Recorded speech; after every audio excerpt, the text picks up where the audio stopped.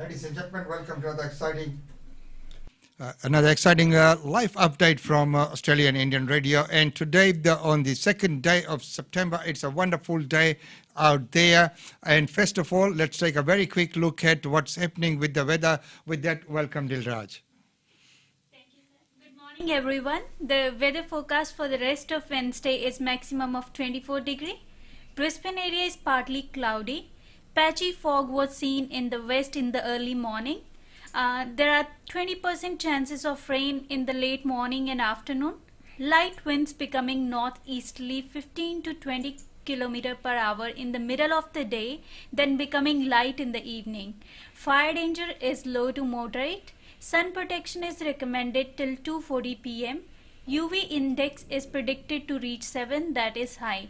Till tomorrow, stay safe and have a good day. Thank you. Thank you very much for that update. Well, right now, let's take a quick look at what's happening around Australia. But first of all, let's get that update from our Premier right here in Queensland. And if you're in Queensland and you're thinking about somewhere to go for a holiday, I think everyone should think about coming up to Cairns, especially if you're in the southeast of our state and you've never had the opportunity to come up here. It is absolutely beautiful, and I know that everyone here will issue you a very, very warm welcome. Well, today we'll do just a quick update about COVID. So I can report that overnight we've had 2 new cases, and they are linked with existing known cases, so we're very comfortable with that. That takes our active cases to 28. Our total confirmed cases is 1,126. And in some good news, the number of tests conducted in the last 24 hours is 18,151. So that's great news. So thank you everyone for coming out and getting tested. And just remember, keep up your social distancing, that good hand hygiene, and if you're sick, please go and get tested. Well, today, this morning, it's wonderful to do the sod turning of the Cairns Convention Centre. This is one of our signature infrastructure projects, and when we talk about our strong plan for economic recovery, we need to make sure that we have our infrastructure projects creating jobs happening right across the state. So $176 million will go into the Convention Centre, over 570 jobs, including apprentices, good local strong content, but also making sure that the expansion of this Convention Centre sets Cairns up for the future, and that's tourism and events. There's going to be a sky terrace. This is exactly what Cairns has been telling us they want, and that is exactly what my government is delivering. I want to also pay tribute to Curtis Pitt. Curtis has been a driving force behind this Cairns Convention Centre, and of course Michael Healy, the member for Cairns, also sings the praises of the Convention Centre from the rooftops.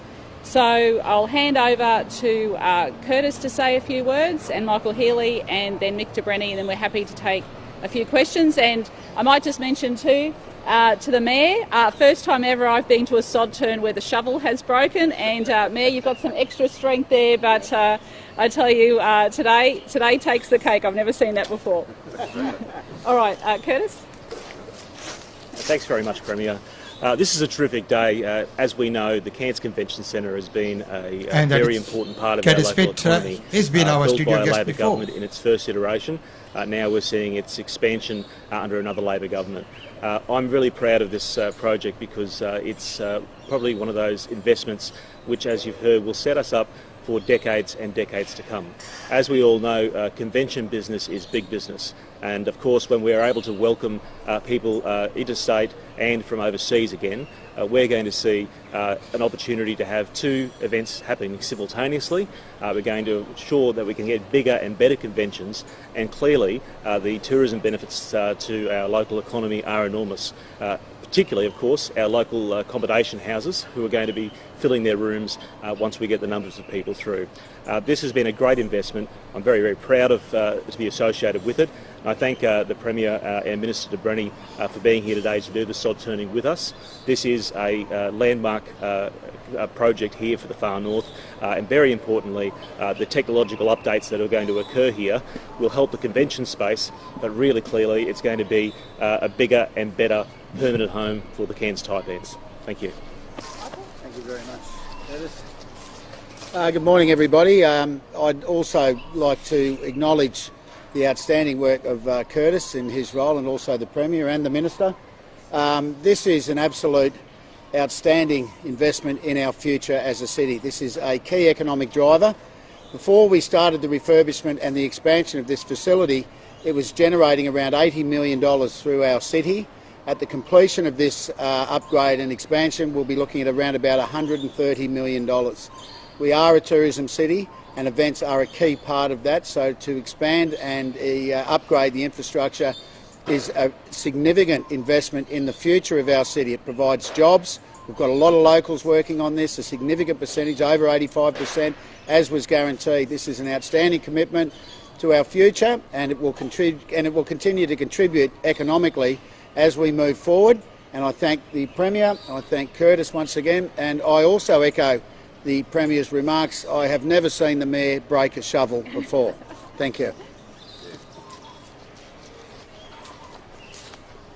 Well, today is truly an historic day for Cairns. Today marks the official commencement of the expansion works here at the Cairns Convention Centre. I'm also very pleased to update you that the refurbishment works worth $50 million are on track for early completion in 2021, with the entire project planned for completion in mid-2022. The construction workforce here on site now is up to 256. It'll get up to 570 workers strong throughout the course of the project.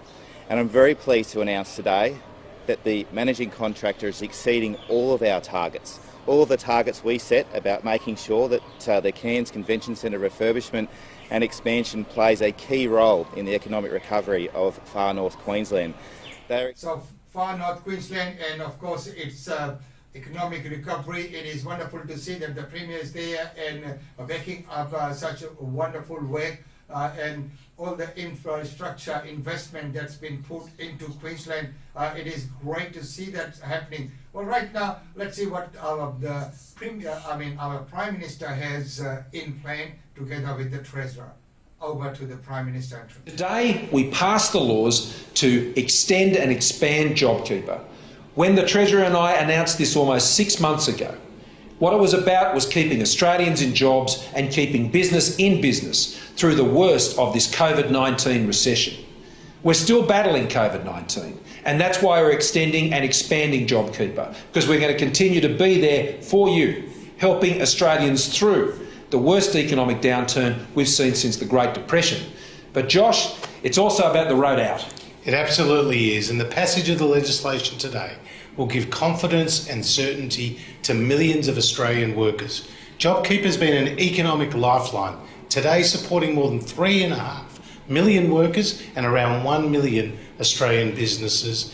JobKeeper and its extension and expansion is a key part of our economic recovery and will give hope to so many Australians.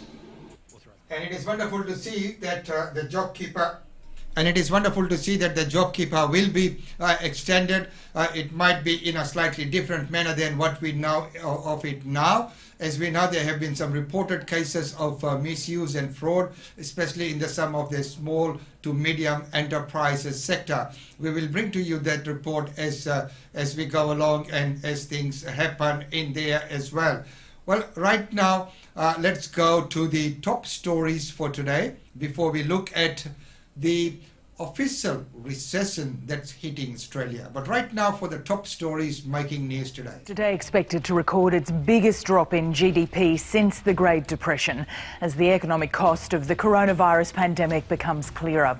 Economists expect the June quarter national accounts to show a drop of up to 6% in GDP, confirming that Australia is officially in its first recession in a generation. It'll also give us a further insight into which industries are being hardest hit by COVID-19. Federal Parliament has approved an extension of the JobKeeper wage subsidy until March next year. The $1,500 a fortnight rate will fall to $1,200 for full-time workers in 4 weeks' time, and then again to $1,000 in early January. Victoria's state of emergency has been extended by 6 months after an early morning vote in Parliament's upper house. The extension allows the Chief Health Officer to issue legally binding directives after September the 13th, but it doesn't mean existing restrictions will stay in place. The government will have to justify its case each month. And the AFL is today expected to officially announce Queensland as the successful bidder to host the 2020 Grand Final. The AFL Commission met yesterday with hot favourite Queensland and also representatives from New South Wales, South Australia and WA. It's the first time the AFL Grand Final will be played outside Victoria.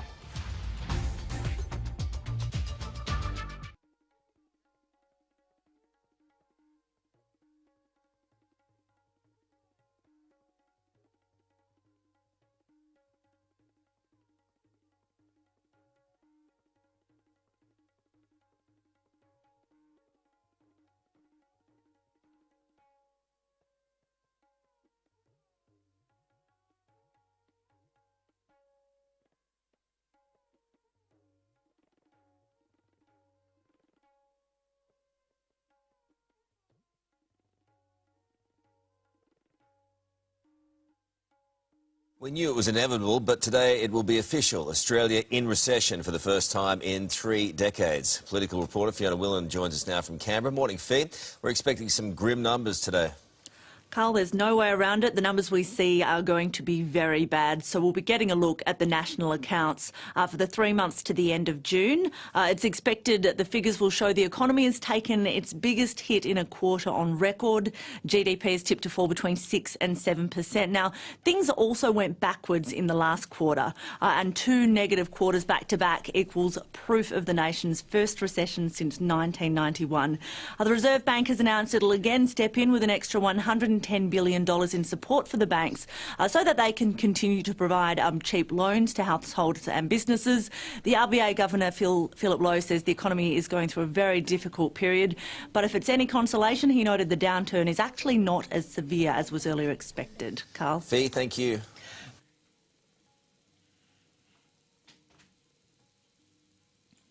So there you are, as we move on with the show, and as we has mentioned before that Premier Daniel Andrews asked for 12 months, but he has got 6 months extension, which is a good news there. I think that is a happy medium in which, in the time where he can probably, go ahead and make those adjustments that he's been looking for.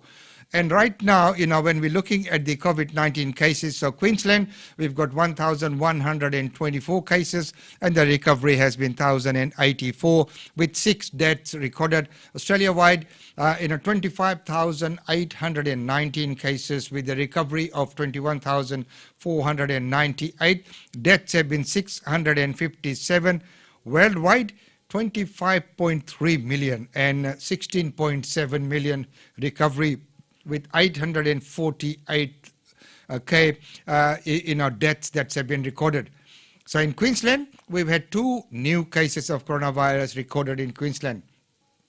Queensland Premier Anastasia Palaszczuk says 2 new cases of coronavirus has been recorded in the state, both linked to those known cases. The total number of active cases in Queensland is now 28, and just over 18,000 tests were conducted in the last 24 hours. And now down south in Victoria, Victoria has recorded 90 new coronavirus cases and 6 deaths in the past 24 hours. And as we had in that news, Australia is in recession for the first time in 3 decades. So that's breaking news. Australian economy to take the biggest quarterly hit on record of the country falling into recession for the first time in 3 decades. So that's not a very good news there. Well, right now, going on to the news in brief.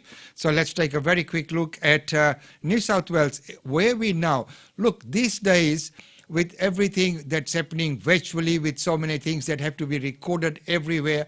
I don't think there's any secret out there. Everyone's identity is out there and people have access to that.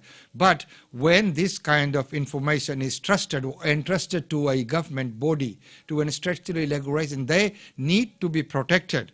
It is the duty and the duty of care under which this information is given to the authorities, and that's why sometimes people are reluctant to hand over their personal details, because they're not sure, they're not aware, they're not sure of who might break into the systems. But when the system itself fails by someone leaving all this information out in the public and making it vulnerable, what happens then? So there has been a source of reach yet to be made public, with calls for responsible agency to own up. So tens of thousands of New South Wales driver's license were exposed with online data. Let's take a look at that report.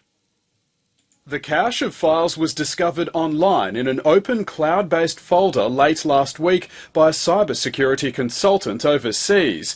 In it were more than 100,000 files, including the front and back images of about 50,000 New South Wales drivers' licences, as well as tolling forms.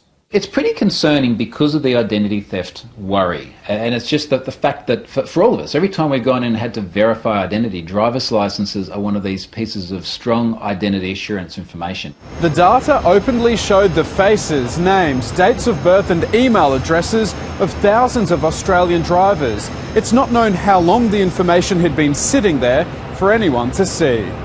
Well, the concern in terms of who might have viewed it is that we just don't know. It's open data, it could be accessed by anyone with an internet connection. Transport New South Wales says it was not their data, with early indications from the state's Privacy Commission suggesting a private business held the information and left it online unsecured. Well, someone has to own up to that, because that is just not owned. So now, under the investigation, we will find out whether it was a private company. As we know, the data these days that is collected by government agencies are handled by many offshore companies as well, who do the data management or the back end of all that. So doing the back end and not managing the security issues around there is quite a breach. And government agencies probably need to look at when they're looking at outsourcing this kind of information to overseas agencies, to look at what kind of security they have in place before outsourcing this kind of information. I know these days outsourcing any work is very popular, as people are looking at saving money, getting things done effectively, and getting jobs done in a cost-effective manner. But that should not compromise the security of the nation. Well, right now, our universities right here are facing a funding crisis. Australia's universities find themselves facing a dual crisis amidst coronavirus. Funding for crucial medical research is largely funded by fees from international students. But as we know, the numbers have plummeted due to the pandemic, and I don't see that increasing in the very near future. It will, once the restrictions are eased. Once the restrictions are eased, we will not have an influx of a large number of students all at once. It will take time. The system will be, made available. Then it will have to filter through to the agencies, to the agents, to the recruiting agencies, and then slowly we'll see the influx of students coming back. And we only have to sit down and wait till that time to find out how many students will come. But as we know, for medical research, a lot of universities have received a lot of government funding. As we know, there is a promising thing out of the vaccine that's coming out of Queensland University, and of course we know that the project has been funded by Queensland government. So there's been a large funding that's been made available by Queensland government, and the Palisade government has funded that research, and they're very close, or that vaccine looks very promising amongst all the others in the world. As we know, there's a big rush at this point in time to see who can get that vaccine out right straight away. So right now, let's take a look at the funding crisis that is here. My laboratory is interested in how blood vessels contribute to disease. So we have a particular focus on cancer.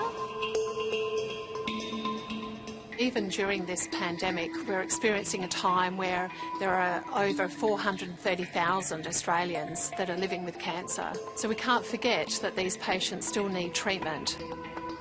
We've all seen the reports of the crucial role university research is playing in trying to find a coronavirus vaccine. But equally important research, in labs like this one at the University of South Australia, is also continuing on through the pandemic.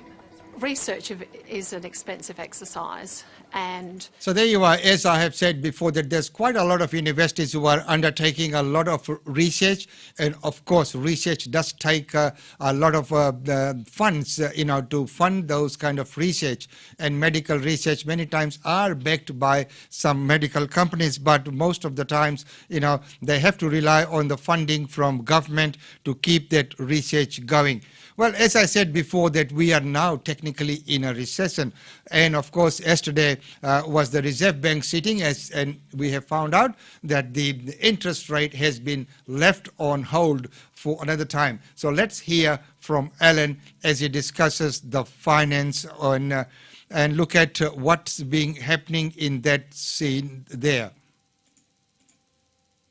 On to finance now, and as expected, the Reserve Bank left interest rates on hold at its monthly board meeting today. Here's Alan Kohler. Well, these days the RBA cash rate target is less important than the other things it does that flood the banking system with cash. What actually determines the rates for mortgages and business loans is the bank bill swap rate, or BBSW. Now, it's usually above the RBA rate, as it was in February, but currently it's only 0.1%. Down from 0.9% back then. So during the pandemic, the RBA is getting as much interest rate bang from the bucks it's printing as from its rate cuts, which stopped at 0.25%. Meanwhile, the dollar seems destined to hit 75 US cents before long, which is definitely not what the RBA wants. Today's lurch above 74 was due to a record current account surplus, which wasn't actually good news. It was due to a big jump in the services trade balance, in turn caused not by a rise in exports, but a collapse in services imports, basically tourism and education, which halved, while exports fell 20%. The market consensus forecast for tomorrow's June quarter GDP has it falling 6%. Normally, minus 0.6% would be considered terrible. House prices for August came out today, and while the rest of the country is picking up, Melbourne is not. It's down 1.2% for the month, while other capital cities are down less than last month. And prices in regional cities are actually rising. And that also goes for Adelaide, Perth, Hobart, Darwin and Canberra, all either steady or higher. Here's the chart of Melbourne versus Sydney, and you can see the big gap that's opening up between them now. The share market fell quite a lot today, and one of the biggest falls was QBE, down 6.3%, as CEO Pat Regan sadly carried his cardboard box out the door. So those are some of the figures coming out, and as we know, that Reserve Bank met yesterday and have kept the interest rate on hold once again. And of course, that was quite expected. It can't go any lower and it can't go higher at all. So it is only logical that it is being left around. But there were some interesting figures there that Alan was discussing, especially looking at those, market trends for the real estate industry. And we will be talking about the real estate very soon with Usha Chandra from GlobeNet Realty. But right now, let's hear from our Prime Minister. As he's addressing the situation in Victoria, and he's saying that it's been long enough now, and that Daniel Andrews, Premier, must move on. Victoria has turned the corner, and we are planning together with the Victorian Government to reopen Melbourne and to reopen Victoria. In discussions last night between myself and the Premier of Victoria and the Premier of New South Wales, that is our commitment, to see Australia opened up again, to see the New South Wales-Victorian border opened up again as soon as it is safe to do so, and I welcome that cooperation from the New South Wales and Victorian governments. We must, though, return to the ambitions that we set out in May for that plan to open up Australia again. And by Christmas, Mr Speaker, we should aim for Australians to be able to go to work, to be able to be with their family at Christmas and to return, to visit their friends and to look forward to a positive 2021, Mr Speaker. We cannot resign Australia to being a dislocated nation under COVID-19, Mr Speaker. What we must plan to do is by Christmas, Mr Speaker, we must work together to ensure we have the protections in place to protect the health and safety of Australians and to open up our economies and ensure the ambitions of our Federation are returned to again and they are not resigned as a victim to the coronavirus, Mr Speaker. And that would be a wonderful Christmas present on it, Prime Minister. Yes, Christmas would be a very good deadline, but, you have to always take into account the pandemic. Will the pandemic say, all right, it's Christmas, I must go away by now? So, it will all be dependent, obviously my take is it will all be dependent upon, how the health situation is and how disciplined the people are in social distancing and maintaining, those low numbers that are coming through now. But, it's good to say that at Christmas time, let's all get out once again. But if something happens or outbreak happens in the middle, what would happen then? Of course, right now we know that Victoria has been extended for another 6 months with the state of emergency, and he was asking for 12. He's got 6, so let's hear from him. We've got a lot of people out there at the moment that want certainty. Premier Daniel Andrews. I understand why they want certainty. Sometimes we can provide that, sometimes we can't. Sometimes it's just not possible. That's the nature of this virus, to be able to give people anything like an accurate picture of what weeks and months into the future look like, depending on the specific question you're asking. At the same time as we've got people who are calling for that certainty, and I get why, we've got other people saying that somehow certainty is not a good thing.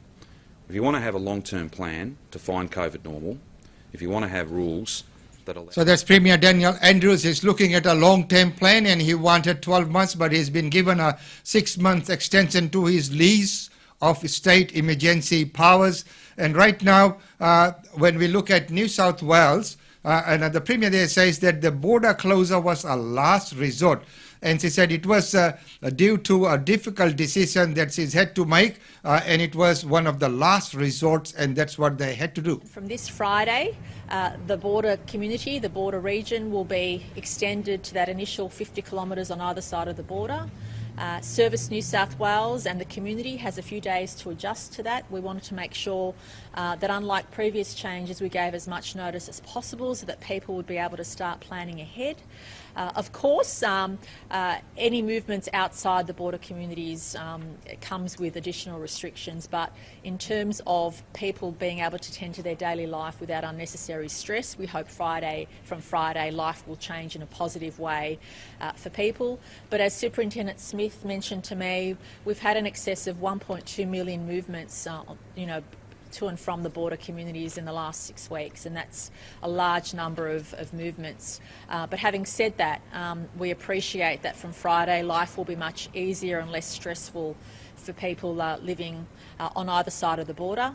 I also want to add, and I don't make this as a criticism, but I just want people to appreciate where we're coming from, is it has been difficult for us to get information on the other side of the border about rates of testing, community transmission, and that has in part led to our angst about how we can move forward. It's really important for us to understand what's happening on the other side of the border, and I know my counterpart, Premier Andrews, is going through a difficult time, but pleasingly the numbers are coming down, and that gives us greater confidence in relation to what's happening alongside the border communities south of the border. Unlike our side of the border, we know that if we have any suspected cases or contact tracing or testing, we're able to jump onto it straight away. And as he mentioned, that getting that information is very, very important, and that they are not sure on what's actually happening, and that's why they had to take that measure. So communication is so very, very important, so that each and every state talk to each other and share information, and that's when the National Cabinet, when they sit, they play that vital role. Well, leaving Australia now, let's go to another breaking news, which is in America. As we know, the forthcoming elections there, which is looming, and there's a lot of protests that are happening as well, as we saw the shooting that took place outside the rally that was there for President Donald Trump. Under my administration, federal law enforcement is working with state and local authorities all over the country to comb through hours of video, track down rioters, looters, and arsonists, and bring them to justice. We've just come up with a report that we've arrested a large number of people. It's over 200, and you'll be hearing about that, but they've been arrested in various cities throughout the United States. We're doing it very low-key, but we're trying to help cities. They are, in all cases, Democrat-run, but we're doing the best we can to help them without really much of a consent. We'd like to have the consent. As an example, in Portland, we could solve that problem in approximately 1 hour, but the mayor refuses, perhaps for political reasons. I don't know why it's good for him to have a city that's falling apart and that's under siege now for 94 days. The Department of Homeland Security and the Department of Justice are announcing a joint operations center to investigate the violent left-wing civil unrest. And again, in Portland alone, the federal government has already taken care of and arrested 100 rioters.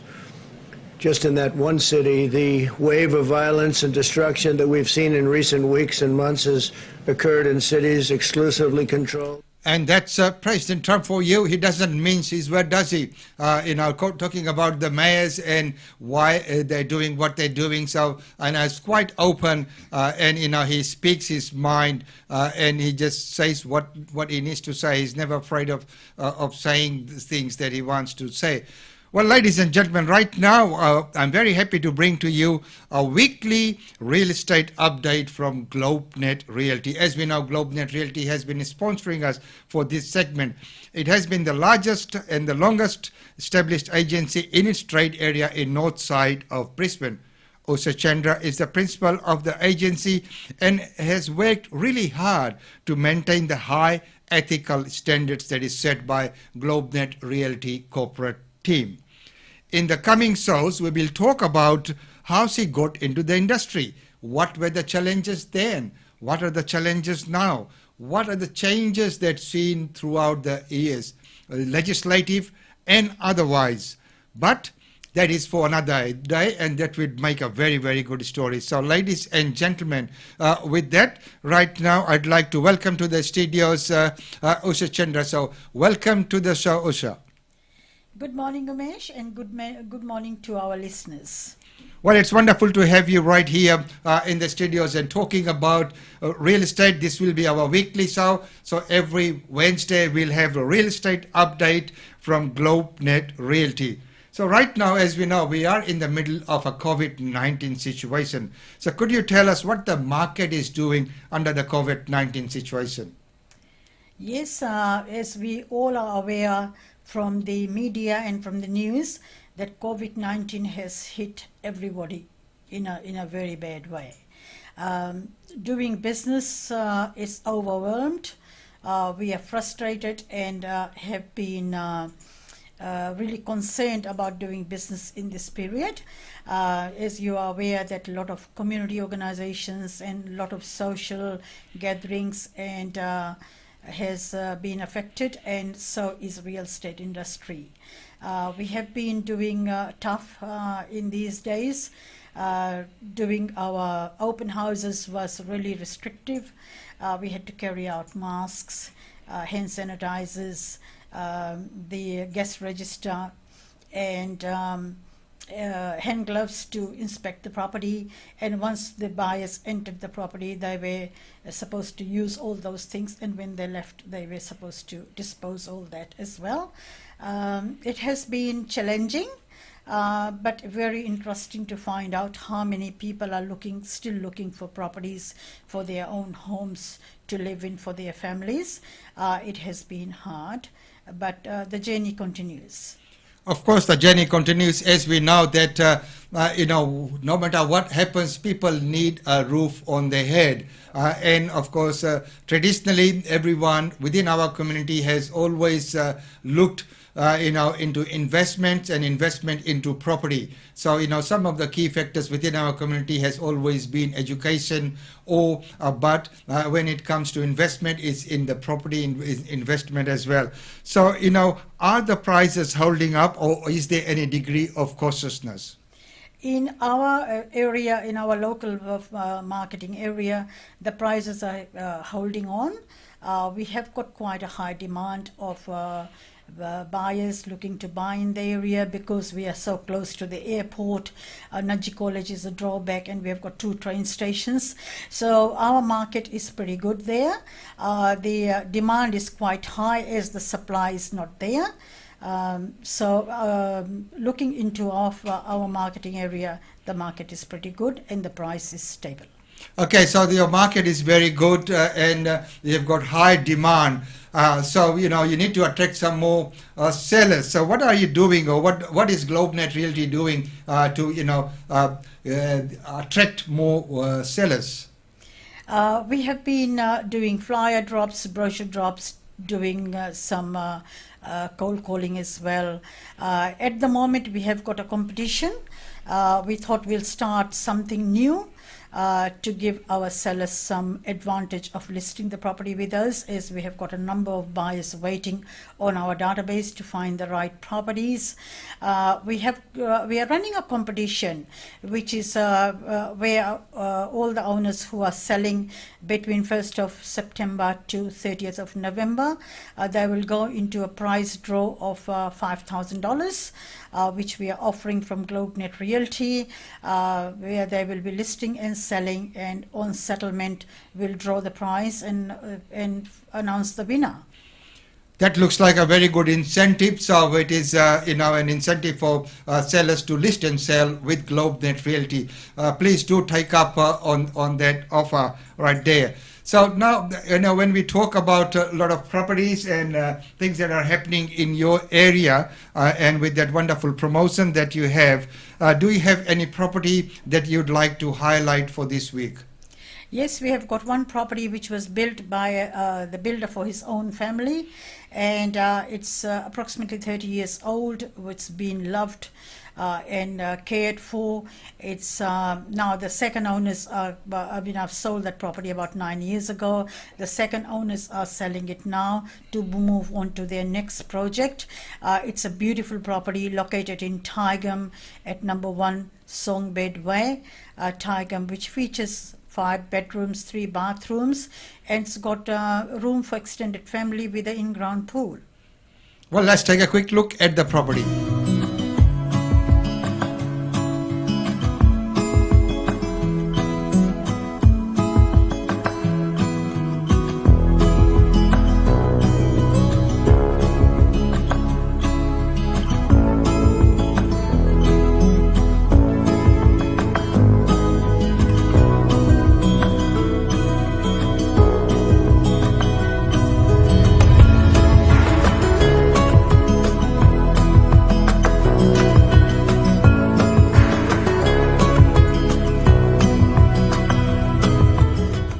It has 5 bedrooms, 3 bathrooms.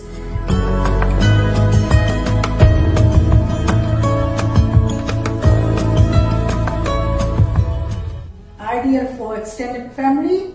It can be used as a granny flat as well, with the easy access to the bathroom.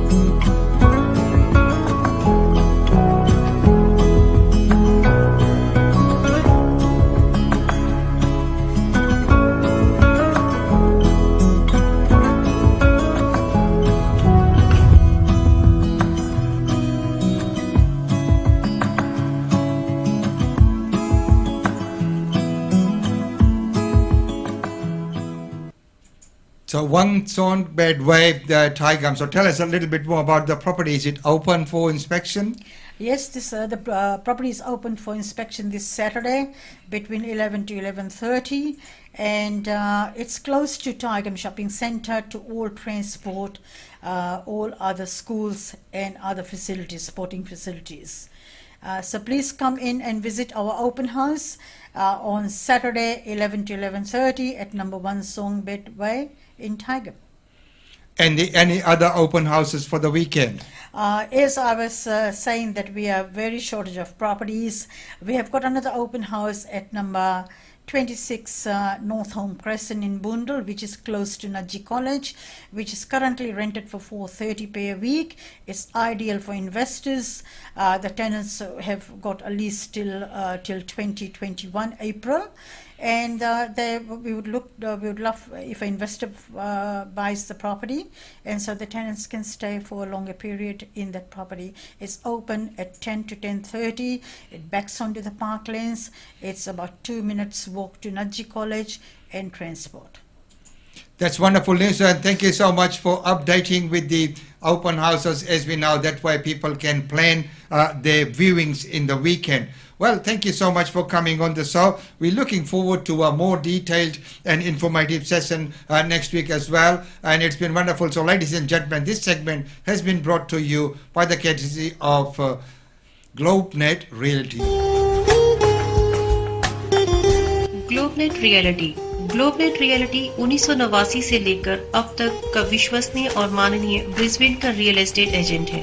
Usha Chandra, जो कि ग्लोबनेट की director है, अपने ग्राहकों को ईमानदार और ethic services देती हैं। अगर आप ब्रिस्बेन की प्रॉपर्टी में पूंजी लगाना चाहते हैं और आप चाहते हैं कि आपकी प्रॉपर्टी को प्रोफेशनली मैनेज किया जाए, तो आप आज ही कांटेक्ट कीजिए उषा चंद्रा को। लैंडलाइन नंबर है 38654466 और मोबाइल नंबर है 0419775416। और आप प्रॉपर्टी की अधिक जानकारी और करंट अपडेट्स के लिए हमारी वेबसाइट पे लॉगिन कर सकते हैं। हमारी वेबसाइट है www.globenetreality.com.au। ग्लोबनेट रियलिटी आपका अपना लोकल रियल एस्टेट एजेंट है। हमारा पता है GlobeNet Realty, shop number 5, 2281 Sandgate road, Bundall, Queensland.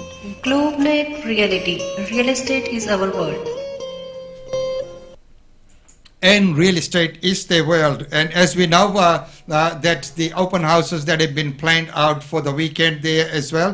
Well, right now, let's go and have a look at functions and events that are taking place around Brisbane. And as I have mentioned before, that they might not be happening in person. You can't attend a lot of functions, but these will be taking place virtually. Virtually, there are webinars that are happening. There's so many functions that have been planned online. To make sure that you do take part in all of these ones and support them wherever you can.